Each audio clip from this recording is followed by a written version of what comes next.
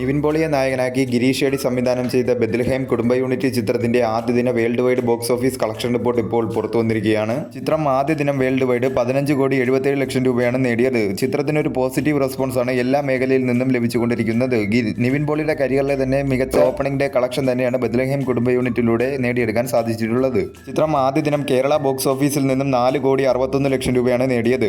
Karnataka box ഓഫീസിൽ നിന്നും 64 ലക്ഷം രൂപയും തമിഴ്നാട് ബോക്സ് ഓഫീസിൽ നിന്നും 24 ലക്ഷം രൂപയും തെലുങ്കു സ്റ്റേറ്റിൽ നിന്നും 6 ലക്ഷം രൂപയും റെസ്റ്റ് ഓഫ് ഇന്ത്യയിൽ നിന്നും 20 ലക്ഷം രൂപയും ഓവർസീസിൽ നിന്നും 10.02 കോടിയാണ് ചിത്രം ആദ്യ ദിനം വേൾഡ് വൈഡ് ബോക്സ് ഓഫീസിൽ നിന്നും കളക്ട് ചെയ്തത്.